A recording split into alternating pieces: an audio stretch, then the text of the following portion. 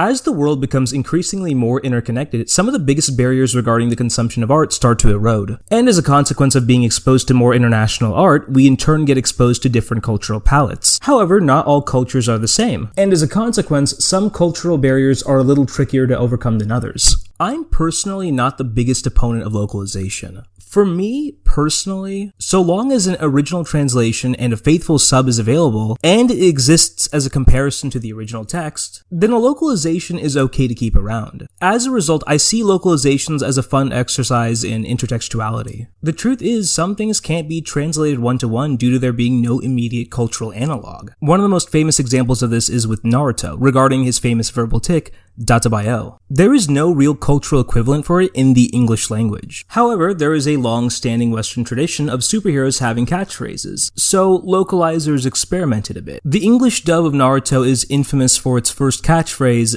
"Believe it," which has been mocked to hell and back. Thankfully, they dropped it around the time they got to the Chunin exams. When Shippuden came around, they revisited the idea of adapting databayo. This time, they settled on which I think ended up being a more diplomatic solution. Both databayo and communicate the same thing.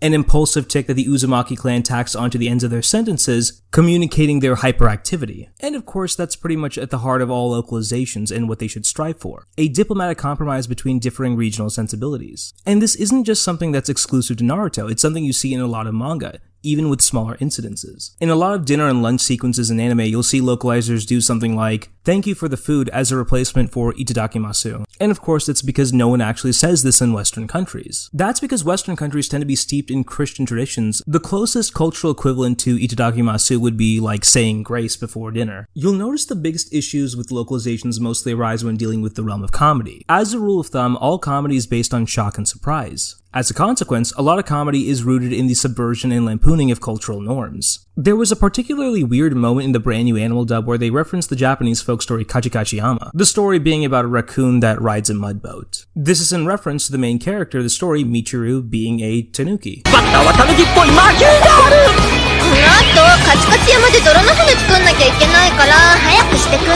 However, when they adapted the story to English, this is their chance for a comeback!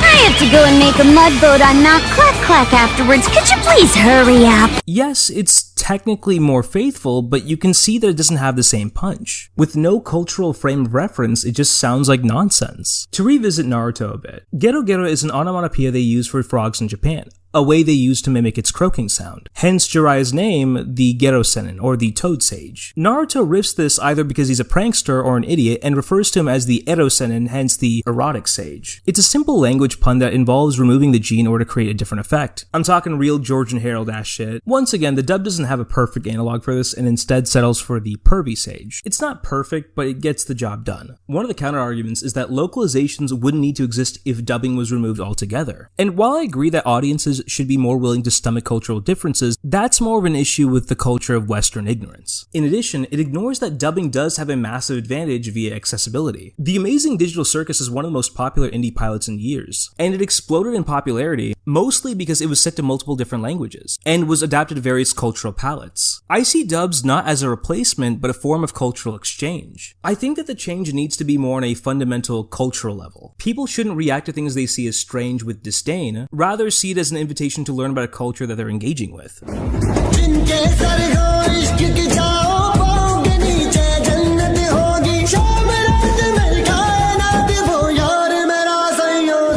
I like dubs, as it provides artists, actors, and audio designers an opportunity to get steady work. I also think that those weird cultural quirks should be left in intentionally. That awkward reference that you might not understand? Well, why not look into it? It might have an interesting story behind it. Localizing content to make things less awkward has a real consequence of limiting audiences' cultural palettes and encouraging laziness, as well as general ignorance. And of course, not all dubs are created equal. The Kaguya dub is one of my least favorites in years, despite loving the cast. The last thing I want to hear in an anime based on Japanese high school culture is a fucking 8 Mile joke. Good localizations come from a place of respect and cultural synchrony. It's one of the reasons why the panty and stocking dub was fantastic. A show based on Western culture ends up being enhanced when the native culture gets their hands on it. However, localization isn't the main focus of today's topic, rather it's this clown. JelloApocalypse, aka Pepperspot Sunshine, aka Brendon Blabber. Not gonna do an introduction on the Scoofus since you probably came here from the trash fire that's happening on Twitter. The truth is, I've been wanting to make a video on Mr. Blabber for quite some time, and this recent drama has given me the motivation and excuse to do so. Honestly, when the news of the current localization fiasco came out, I wasn't shocked at all. Over the course of a decade, Brendon Blabber has displayed a repeated pattern of blatant disrespect towards other creatives and their endeavors. Like, I'm surprised that he did it, as I didn't think he would be stupid enough to do it, but I'm also not really shocked. Brendon Blabber's biggest claim to fame would have to be his most viral series, So This Is Basically. Initially, he started with websites like Tumblr and DeviantArt using saucy thumbnails, which is like, okay, game recognized game, Pepperspot Sunshine. Eventually, he migrated to the realm of media criticism. The So This Is Basically series essentially amounts to quick, snarky synopses of the series that he's currently covering at the moment, where he smugly condescends towards the franchise he's currently talking about, and just throws the book at them, from cramming every single bad faith criticism and intentional misreadings of the text to make it look as bad as possible. JelloApocalypse posits the series as a lighthearted ribbing, but in reality it's a bitter, vicious, parasocial mockery masquerading as a critique. It's effectively a vehicle he uses to export his terrible opinions on a franchise he hates, as well as obfuscating the truth, while simultaneously insisting objectivity. The JoJo one is pretty interesting to watch because it's very transparent how much anger he has towards Hirohiko Araki. Character has a special power called a stand. Stands allow for creative and unique encounters based off of fun facts that the author skimmed off of Snapplecat. Terrible villains like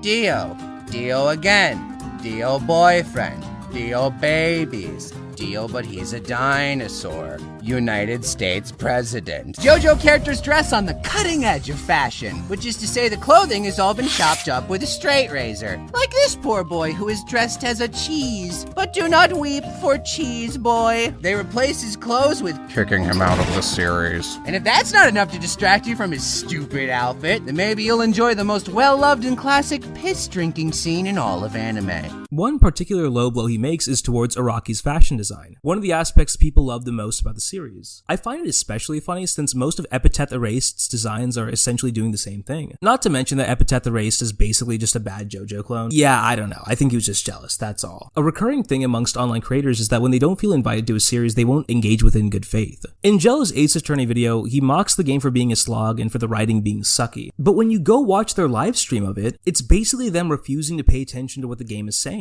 Gamers keep saying that games should be treated as an art form, when they aren't willing to treat the medium with the dignity that it deserves. Personally, I'm of the humble opinion that anyone who skips cutscenes should be subjected to a Soviet-style unpersoning. One of the more particularly venomous So This Is Basically videos had to be the one on Adventure Time. It's filled to the brim with nitpicky bullshit. Follow their wacky adventures, filled with the kind of randomness you thought was funny back when you still used the XD emoticon, featuring radical lingo, schmauzow, algebraic, slam a cow, that dude looks rough, wow, that sounds really hip and not at all awkward and stupid. Yeah, not gonna lie, as a kid I hated Adventure Time because of the dialogue too, and was super self-conscious about consuming stuff that had that Poochie aura to it. But now, as an adult, I totally fuck with Holy Schmauzow and Oh My Glob. Part of the series' appeal is its kayfabe, its ability to suck you into its culture. Its language helps a lot with that. Hey there, network executive! You worried that sick lingo isn't enough to attract the kids and the stoners? Fret not, because Adventure Time's got you covered with gross-out humor, featuring plenty of farts and sometimes vomit. Animated, on-screen, just visible,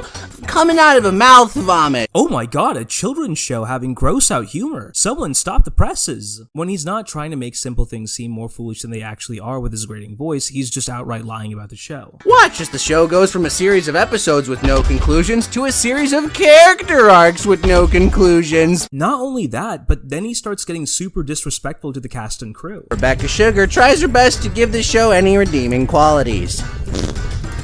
he attributes all the redeeming qualities to Rebecca Sugar while presenting the rest of the crew as incompetent monkeys, which is incredibly disrespectful to the rest of the cast and crew who worked on the show. It insinuates that she's the only talented member of the crew and that the rest of them were just deadweight. Just as a quick reminder, tons of CN alumni got their starts here, such as Ian Jones-Quartey, Patrick McHale, Matt Brunette and Ben Levin, and Luke Pearson. He outright calls the show bad at the end, which is a massive insult to the crew. Just in case anyone needed a reminder, Patrick McHale went on to make Over the Garden Wall, which went on to win an Emmy for Outstanding Animated Program. And Brendon Blabber made Epithet Erased, which won Mrs. Johnson's "At Least You Tried" sticker. The way Brendon frames this video, he makes it seem like people like Adventure Time because they love gross-out humor and poopy jokes, and love consuming what he considers bad writing. Brendon engages in bad faith critique because he presumes what people enjoy about a series he viciously mocks, rather than simply asking them what they enjoyed about it. Adventure Time is something I disliked when I was a kid, but as I grew older, I ended up finding its earnestness incredibly endearing. A show that was initially a nonsense world similar to the works of Roald Dahl eventually evolved into a coming-of-age story of a boy and his friends coming into their own. Adventure Time is loved precisely for its more sensitive, quieter moments. How long are you gonna list stuff? It's a long list.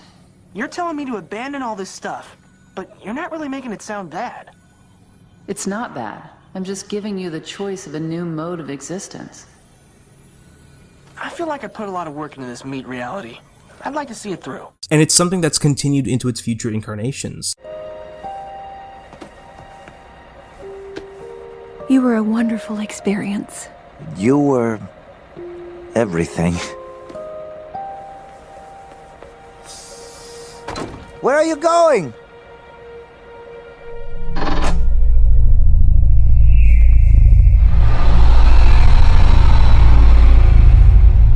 And, you know, it didn't just stop with Adventure Time, it also continued to Gravity Falls as well. This video is attributed with hurting the perception of Mabel amongst series fans. And once again, he just randomly lies for like no reason at all. Marvel, as the writers, take the best character and gradually make her the worst character by having her learn no lessons for 40 episodes. Then watch as Marbles makes Dipstick give up everything so she can have summer free time and boys over and over again. And she's just totally selfish all the time. And they bring it up in universe and it just never gets resolved. Like, literally the devil calls her out on it. He goes on this like weird rant about how a young girl should be thinking logically at all times. I don't know if it's just like misogyny or something, but there's this weird standard that people hold female characters to, where if they don't behave logically or act irrationally due to being teenage girls, they should be subjected to all manner of verbal abuse. Apparently Brendon has like no concept of things like drama or conflict. Yeah, because it's like, oh no, a neurodivergent 13-year-old girl has impulse control issues and suffers from abandonment and insecurity and has them exploited by the antagonist. He makes Mabel out to be this selfish monster when she's like a 13-year-old girl experiencing an existential crisis. It's a fear she develops by observing Stanford and Stanley as they grow to hate each other, and that what happened to them could happen not just to her and Dipper but all of her friends. So she reasonably gets scared and has her fears preyed on. It works from a narrative perspective because, well, yeah, we have seen this before, so we know the story can go in that direction. That's where the tension comes from, the destinies of the characters being left to chance. Restating plot developments in the most uncharitable way with a goofy voice doesn't somehow make it true. The thing about most great parody artists is that they usually have a great deal of respect for the person that they're parodying. Seth MacFarlane and Seth Green were both incredibly respectful to Lucas when they did their respective Star Wars parodies. Knowing the intent behind a work of art can absolutely affect one's enjoyment of it. When someone's lampooning a social taboo, it's all fun and games until you realize, oh, wait, you're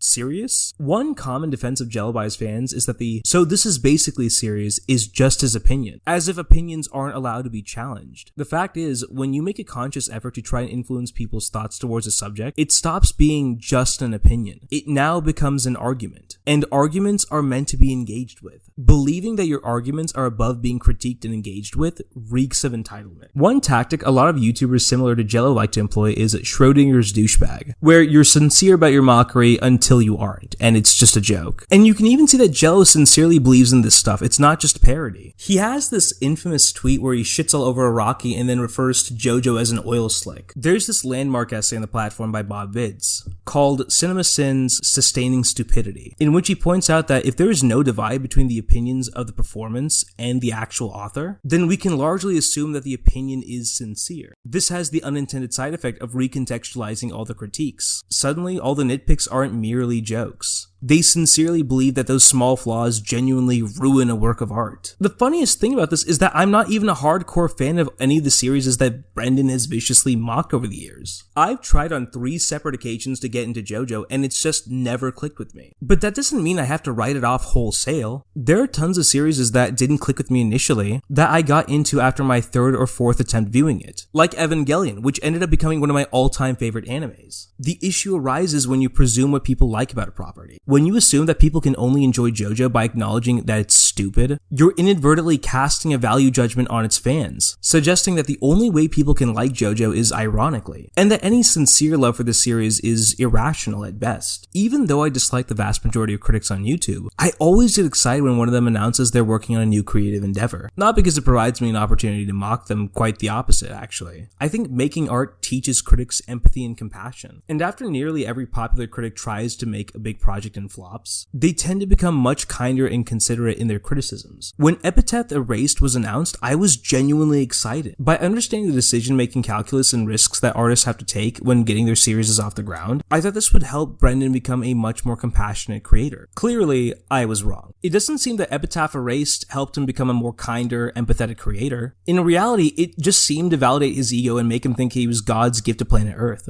I think his raging egotism can also be demonstrated through his lack of basic artistic courtesy, best illustrated through his comments on Infinity Train. Infinity Train had just ended on August 2022, officially being cancelled after running for 3 seasons. On the day that it ended, Brendon basically spat on its grave. The statement, "the team doesn't know how to tell them," is suggesting that the show failed, not because of the cultural environment being incredibly hostile towards animation as a medium, but because the team simply wasn't talented enough. Imagine working on a series that you were extremely passionate about only for this fuck-ass to tell you that you don't know how to write your own series. It's like Star Wars fans who think they know the series better than George Lucas. We all know how that turned out.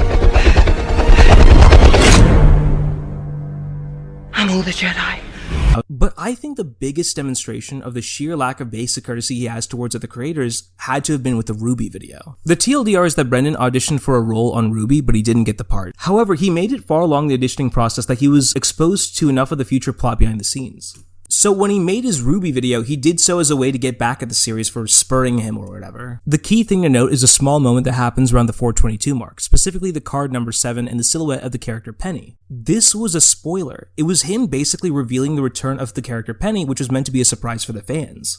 Initially, Volume 7, Chapter 1 was meant to be the final episode of Volume 6, but was pushed back due to pacing and budgeting issues. Brendon effectively spoiled a reveal 9 months before it actually happened. I think this clues you into Brendon's mindset a bit. He isn't just using these videos as a mere opinion piece anymore. Despite how he tries to act like his "so this is basically a series" is a playful critique, spoiling a series for not immediately hiring you comes off as extremely emotionally charged, and is far more revealing about you than it is about them. All of this leads to what I believe to be the coup de grace of JelloApocalypse's career, the lovely complex fiasco. On February 13th, 2024, Discotech issued an apology over the localization of one of their dubs, that being of the shoujo manga series Lovely Complex. In it, they apologized for the behavior of one of their localizers who went rogue when they were doing the adaptation, and announced they would no longer be working with that individual. It didn't take long before people realized that the person in question was none other than Brendon Blabber himself. That's because the dumbass had the brilliant idea to brag about it on his Patreon. Essentially, Discotech, like many localizers, hires freelancers to do some of their dubs. And in the case of Lovely Complex, they outsourced it to a small group known as Sound Cadence. I'm not really an expert on all this stuff, so I don't want to pretend to speak from a position of authority. And if you spot anything wrong in what I'm saying, feel free to correct me in the comments below. But from what I understand, Discotech has a pretty good reputation amongst localizers. The most insane thing about this is that Brendon wasn't even officially hired to work on this particular dub. Marissa Lenti was the person who was hired by Sound Cadence, and she brought him along as a favor. Brendon had alluded to working on a localization with her on a stream and announced it on Patreon. Apparently, Sound Cadence's CEO, Amberly Connors, was a fan of Lovely Complex, which is why she chose to pick it up. In his now deleted Patreon blog, you can see him engaging in all the same rhetorical tricks that he typically does in all his videos. The most obvious of which is taking seemingly innocuous stuff and framing it as if it's completely illogical. You can even see him condescending and mocking the premise of the show, The whole idea of a tall girl and a short guy being in a romance. Lol, it's basically tall girl. Okay, so what? Again, it's so weird. There's nothing harmful about this. A lot of romantic manga and art are just usually thinly disguised fetishes, so it's not really a big deal. What happens in the realm of fantasy usually stays there and is not an invitation to act out IRL. And not all of them, of course, but one common thing that tall girls talk about is that they feel that their height makes them feel less womanly. So they're entitled to enjoy a series that appeals to them personally. He does this all the time. He frames this stuff as if it's being stupid and illogical. Wow, how can anyone enjoy this stuff? Continuing his streak of artistic illiteracy, he literally starts to complain about formulas. He essentially mocks a shoujo manga for being a shoujo manga, or what he describes as engaging in generic anime stuff. But again, Brendon misses the point. Usually what separates manga is the difference in their ensembles and how they congregate over time. The circumstances in which Class 1A is formed is different from, say, like the Straw Hat Pirates. And those circumstances usually inform not just their characters, but also their relationships towards one another. Part of the fun of repeating established tropes is to see how different ensembles react within different circumstances. This is why no one bitches whenever a shonen does another tournament arc, or another death game arc, or another training arc. The fun is seeing different characters handle these different situations. This is where characterization comes from. Deku isn't going to handle a tournament arc like Yusuke would, and Naruto wouldn't handle it like Gon would. I'm not even a big shoujo guy, but part of the fun of Monthly Girls Nozaki-kun was watching Nozaki and Sakura go through all the classic shoujo tropes. The fun was that Nozaki, as a secret shoujo author, only knows how to communicate through established shoujo tropes, which are in conflict with the reality of actual social situations. It's that conflict which becomes the source of comedy. Nozaki's background as a well-known shoujo author informs how he navigates these circumstances. I imagine that's also the case with Lovely Complex and other shoujo as well. Like, formulas have a point to them. Otherwise, they wouldn't be used in the first place. The most disturbing part of this is that he just went ahead and bragged about it publicly. The absolute worst part of all this is that he tries to justify his artistic vandalism as correcting bad art. Because apparently a manga from 2006 wasn't the best at dealing with LGBTQ issues. Kinda like how people in 2006 in general weren't the best at dealing with a lot of issues. Okay, I take the Duquesne sword from the naked man. I attack him! I attack Blackfoot! This idea that you can just go into other people's works of art and just alter them as you please isn't just bad, it's an especially dangerous approach to art that we shouldn't even consider humoring. Before you take any step, you need to think in terms of establishing precedents, and how they can be applied to yourself as well. I'm of the opinion that problematic aspects of older art should be left in. Art carries immense cultural value as an artifact of its time. It was usually created for the cultural sensibilities of the people at that time. Leaving it untouched helps reflect the time and circumstances under which it was made, as art is very much informed by history and culture. Thus, art acts not only as a form of personal expression, but also as a cultural milestone. Leaving problematic elements in older works is perfectly fine, as it allows us to measure how far we've come in terms of social progress. You can just tell that he had the worst time working on this fucking inoffensive as hell shoujo manga. His quotes are just completely full of seed. This quote is fucking insane to me. He's just brazenly admitting to trying to ghost stories a dub. This is made even worse knowing the fact that the myth of the ghost stories dub's supposed unpopularity, which was used to justify its butchered dub, was largely a complete fabrication. It also illuminates us into his mindset while making this stuff. Localizations aren't a vehicle for you to insert your cringy attempts at humor. It shows a complete lack of respect for the medium. And if you could believe it, it actually gets worse. He pretty much confesses to removing the author's cameo in their own series. Now, according to Jello, Marissa Lenti was the head writer of this project and all her decisions were final. However, then Jello does something fucking insane. Here's his quote with regards to the mangaka's cameo. "This is absolutely fucking atrocious. The insane entitlement on display towards another artist's imagination is revolting." I like how he refers to it as our dub. You don't have ownership over an adaptation of another artist's work. You aren't some fucking auteur like Goddard or Vaudeville or Lucas. You guys are flunkies for hire. Actually, Jell, you aren't even that, since you were actually not even formally hired. You were brought on as a friend and somehow managed to exercise enough control over a dub to literally remove an author's cameo. The fact that you basically held an author's cameo hostage in their own work is super rich. With regards to the quality of the dub, he said he took it from a 3 out of 10 to a 7 out of 10. Which, like, okay, Brendon, sure, let's go with that. The worst part about all of this is that Brendon is actually lying about the supposed transphobia in Lovely Complex. Brendon alleges that him and Marissa Lenti changed the original anime's dialogue from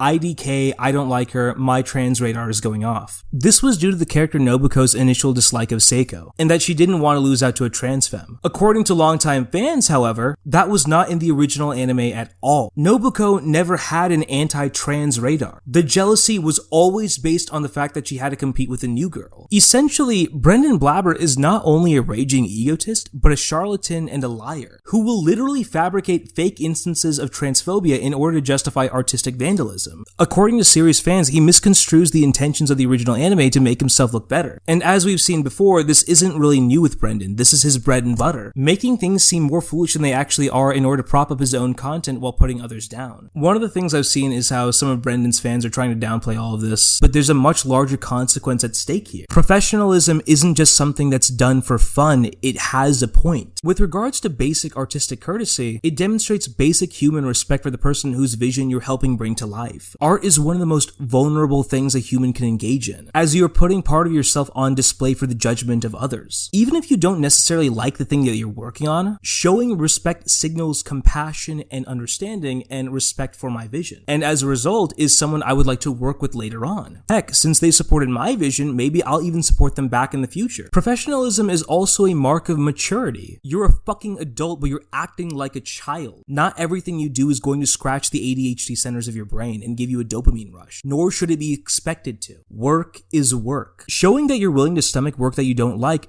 not only demonstrates maturity, but also signals reliability. It shows employers that this is someone that I want to work with in the future. This is what we call work ethic. And lastly, it shows a devotion to the arts as a discipline. Accurately translating a dub and honoring the author's wishes shows your dedication to the continued preservation of art. It demonstrates to the person whose work you're adapting that you believe human expression is precious, sacred, and worthy of being preserved. Art's preservation is but the original artist's vision and intent being preserved for future generations. Jello has demonstrated that none of this matters to him. His fundamental lack of respect for Lovely Complex and his lack of basic impulse control when sabotaging another artist's work shows that he simply believes that he is above the standards that every working professional is held to. It's particularly insidious that he tried to sabotage a localization of all things. With regards to foreign works, localization is the last stage before a work of art goes to the public. The unfortunate reality is that mainstream audiences are naturally incurious and that a lot of people will not look up the original translations. Bad dubs can genuinely do a lot of damage and alter people's perception towards a work of art. It's one of the reasons why One Piece's reputation in the West was sabotaged for years. Jello's decisions were based on pure egotism. His fundamental lack of respect for his fellow artists means that he believes that their art is so beneath him that he, in his arrogance, believes that he alone should take it upon himself to correct their work without their prior consent. Make no mistake,